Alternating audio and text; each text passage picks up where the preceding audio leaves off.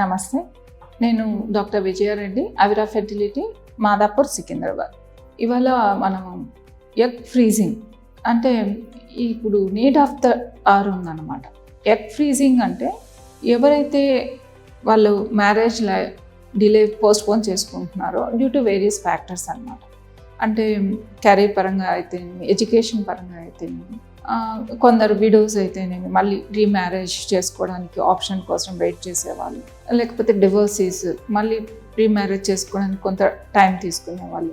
వీళ్ళందరూ కూడా egg freezing అన్నది చేసుకున్నట్లయితే వారికి ఫ్యూచర్లో వాళ్ళు పిల్లలు కావాలి అనుకున్నప్పుడు వారి ఓన్ ఎగ్స్ అన్నవి అవైలబుల్ ఉంటాయన్నమాట. ఎందుకంటే న్యాచురల్గా మనకి ఫీమేల్స్, అందరు ఫీమేల్స్కి కూడా ఇన్వేరియబుల్గా ఆల్ ఫీమేల్ వారి పుట్టుకతో ఎన్ని ఎగ్స్ వస్తాయో అవి మాత్రమే క్యారీ ఆన్ అవుతాయి. కొత్తవి తయారవడం అన్నది ఉండదన్నమాట. ఇప్పుడు మనకి ఎర్ర కణాలు, బ్లడ్ సెల్స్ అన్నవి మనకి ఎవ్రీ 120 డేస్కి కొత్తవి వస్తూ ఉంటాయి. కానీ మనకి ఎగ్స్ అన్నవి అలా ఉండదు. ఏ ఫీమేల్కైనా బై బర్త్ ఎన్ని ఉంటాయో అవి మాత్రమే ఉంటాయి అన్నమాట. సో ఇవి మరి మెచ్యూర్ అయ్యే టైంకి చాలా వరకు తగ్గిపోతాయి. ఆ తర్వాత ఎవ్రీ మంత్ సైకిల్లో ఒక ఎగ్ రిలీజ్ అవుతూ ఉంటుంది. సో ఈ విధంగా ఏమవుతుందంటే విత్ ఏజ్ ఎగ్ నంబర్ అన్నది తగ్గిపోతుంది అండ్ క్వాలిటీ కూడా తగ్గిపోతుంది. మోరోవర్ 35 years తర్వాత ఫీమేల్ ఏజ్ ఎక్కువైనప్పుడు డౌన్ సిండ్రోమ్ వచ్చే అవకాశం కూడా పెరుగుతుంది. సో ఏ విధంగా చూసుకున్నా కూడా ఎగ్ ఏజ్ అన్నది యంగ్ ఏజ్లో ఎగ్ ఉన్నట్లయితే ఆ ఫ్యూచర్ బేబీస్ అన్నవి మంచి బేబీస్ వచ్చే అవకాశం పెరుగుతుంది.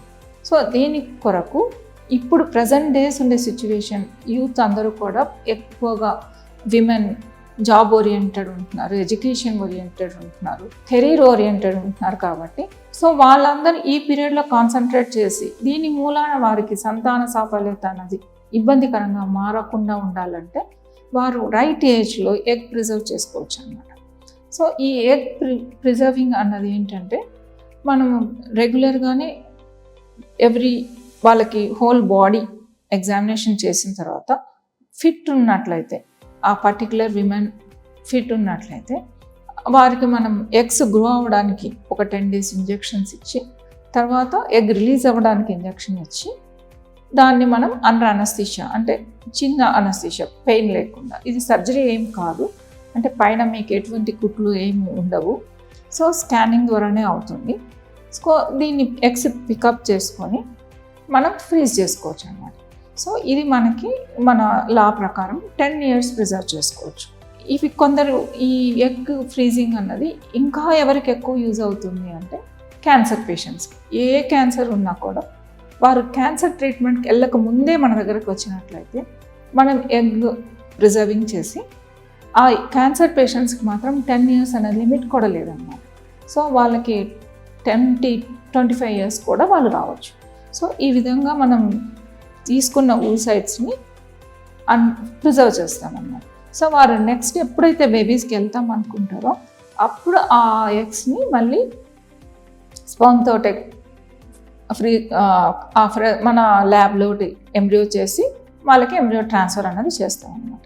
సో ఈ విధంగా oocyte ఫ్రీజింగ్ అన్నది, oocyte ప్రిజర్వేషన్ అన్నది అందరు విమెన్ కూడా ఎవరైతే కెరీర్ ఓరియంటెడ్ ఉంటారో, ఎవరైతే డిలేడ్ మ్యారేజ్ అనుకుంటారో, ఎవరైతే అంటే పిల్లలు అంటే మ్యారేజ్ ఎర్లీగా అయినా కూడా పిల్లలు డిలేడ్ ప్లానింగ్ ఉంటారో వాళ్ళందరూ oocyte ప్లానింగ్కి వెళ్ళచ్చు.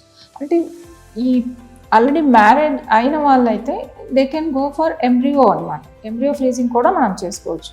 కానీ ఆల్రెడీ మ్యారేజ్ డిలే అయిన వాళ్ళు ఈ oocyte ప్రిజర్వేషన్ అనేది బెస్ట్ ఆప్షన్ అనమాట.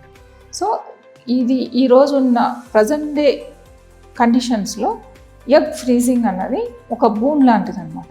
సో 35 years తర్వాత వచ్చి వాళ్ళు ఎగ్స్ లేవని బాధపడి డోనార్ ఎగ్స్ కోసం రిక్వెస్ట్ చేసుకునేదానికంటే ఎవరి ఎగ్స్ని వాళ్ళు ప్రిజర్వ్ చేసుకున్నట్లయితే, సో అవసరమైతే ఇఫ్ నీడెడ్ వాటిని మనం అవసరమైన టైంలో మనం మళ్ళీ వాడుకునే అవకాశం ఉంటుంది. ఇది మనకి అవిరా ఫెర్టిలిటీలో మనకి ఎగ్ బ్యాంక్ ఉంది, అలాగే అన్ని level 2 పర్మిషన్స్ తోటే ఉంది కనుక మనం ఇక్కడ ఎగ్ ఫ్రీజింగ్ అన్నది చేయగలం అనమాట. మన ఎంబ్రియాలజీ టీం అందరూ సీనియర్స్ ఉన్నారు, మన గైనకాలజిస్టులు అందరం కూడా మేము సీనియర్స్ ఉన్నాము. సో ఎటువంటి ప్రాబ్లం కూడా పేషెంట్కి రాకుండా అన్ని విధాల అన్ని జాగ్రత్తలు తీసుకొని ముందుకెళ్తాము.